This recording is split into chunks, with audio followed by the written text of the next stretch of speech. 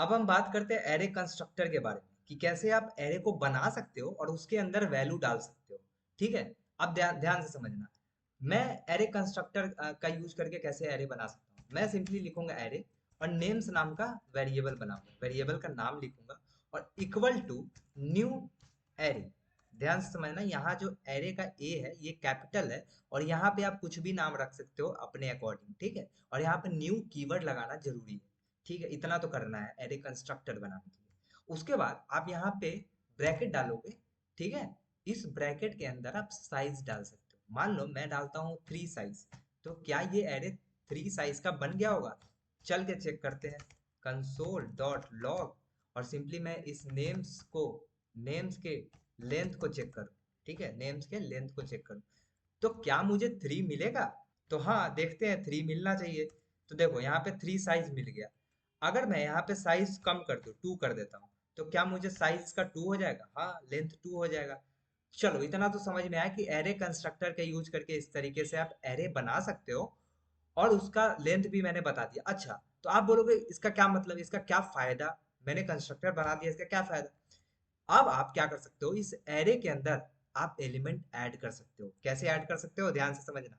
मैं बोलूंगा names, names का जो जीरो इंडेक्स है, मैंने आपको क्या बताया था, जो एरे होता है वो जीरो बेस इंडेक्सिंग होता है, यानी कि जो एरे का इंडेक्सिंग शुरू होता है वो जीरो से होता है। तो आप जीरो इंडेक्स पे मान लो आप चाहते हो, मान लो आप चाहते हो ये नाम डालना। ठीक है, और जो वन इंडेक्स है, जो वन इंडेक्स है वहां पे आप चाहते हो कुछ और नाम डालना, लेट सपोज राजू। राजू। अब अगर मैं कंसोल कराऊं किसको, नेम्स को। अच्छा, यहाँ पे ध्यान से समझना। मैंने बोला था आपको कि इससे थोड़ी देर पहले आपको बताया कि एरे म्यूटेबल होता है। मैंने आपको बताया था कि अगर आप जीरो इंडेक्स पे यहाँ चेंज कर रहे हो तो ये एट द एंड क्या होगा, ओरिजिनल एरे में ही चेंज होगा। तो इसलिए मैं अगर ओरिजिनल एरे यानी कि नेम्स नाम का जो यहाँ एरे बनाया है ना, अगर इसको यहाँ प्रिंट कराऊं तो मुझे ओरिजिनल एरे में मिलेगा आकाश और राजू। अगर मैं इसे कंट्रोल बी करके प्रेस करके देखूं तो यहाँ पे आकाश और राजू मिल जाएगा आपको। बढ़िया बात है, तो ये आप समझ गए कंस्ट्रक्टर की मदद से कैसे कर सकते हो। अच्छा, एक और बात, इसे मैं करता हूँ कमेंट आउट। सबसे पहले कॉपी करके कमेंट आउट करूंगा। अभी और चीजें बताना है आपको कंस्ट्रक्टर में, ध्यान से समझना। मैं यहाँ पे पेस्ट करता हूँ और यहाँ पे सिंपली क्या करता हूँ कि मैं पैरामीटर डालता हूँ। यहाँ पे आप चाहते हो कि नहीं मैं बाद में नहीं डालूं कुछ, मैं यहीं पे डाल दूं, तो आप यहाँ पे भी डाल सकते हो। मैं यहाँ पे लिख देता हूँ कंस्ट्रक्टर, यहाँ पे मैं लिख देता हूँ विथ सिंगल पैरामीटर। देखो पैरामीटर क्या होगा यहाँ पे। अब आप चाहते हो कि मैं जब एरे कंस्ट्रक्ट कर रहा हूँ, यानी कि एरे जब यहाँ पे कंस्ट्रक्ट कर रहा हूँ उसी के साथ मैं वैल्यू भी डाल दूं उसी नेम्स में, यानी कि ये जो नेम्स नाम का वेरिएबल मैंने जो कंस्ट्रक्ट किया है ना कंस्ट्रक्टर की मदद से, इसी में वैल्यू साथ में ही डाल दूं, वहीं पे डाल दूं। तो आप डाल सकते हो। अगर आप चेक करो तो आकाश आपको मिलेगा।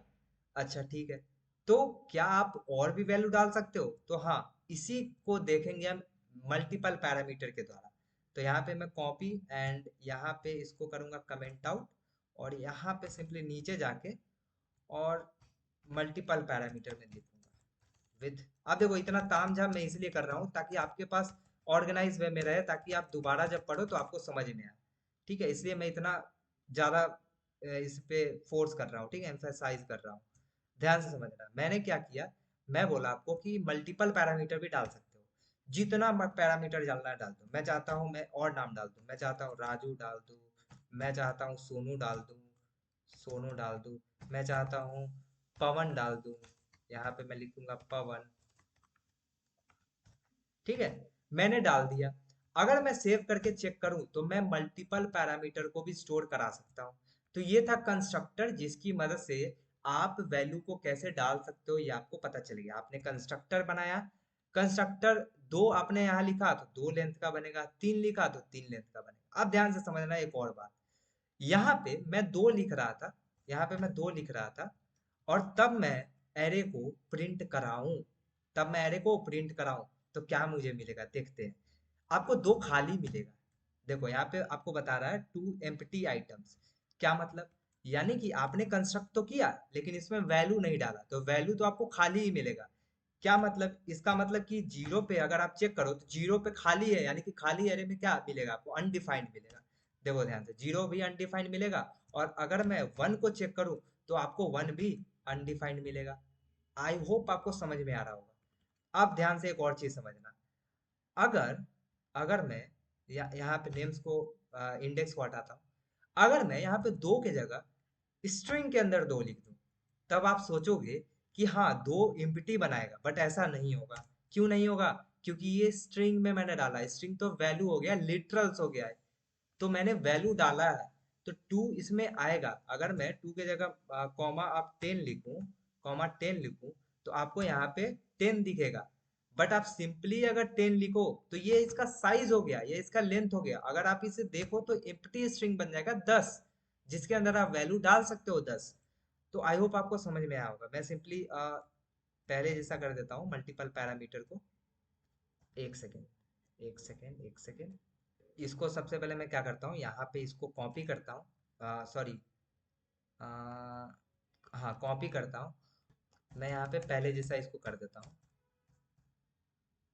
यहाँ पे मैंने पहले जैसा इसको कर दिया, और सिंपली जो मैंने कॉपी किया था वो सिंपली मैं क्या करूँगा, यहाँ पे डाल दूंगा, ताकि आपको पता चले कि ये एम्प्टी स्ट्रिंग बनेगा, सॉरी एम्प्टी एरे बन जाएगा। यहाँ पे मैं लिख भी देता हूँ, टू एम्प्टी एरे। ठीक है, तो आपको सब कुछ पता चलना चाहिए, लिखा हुआ देख के आप समझ जाओ। तो आई होप आपको समझ में आएगा कि कंस्ट्रक्टर का यूज करके कैसे आप एरे क्रिएट कर सकते हो, कैसे आप उसमें वैल्यू डाल सकते हो, कैसे आप उसका लेंथ चेक कर सकते हो, और कैसे आप कंस्ट्रक्टर के साथ ही, यानी कि जब कंस्ट्रक्टर क्रिएट कर रहे हो तभी आप वैल्यू पास कर सकते हो उसके अंदर, ठीक है, एज अ पैरामीटर। तो आई होप आपको समझ में आया होगा ये सारी बातें।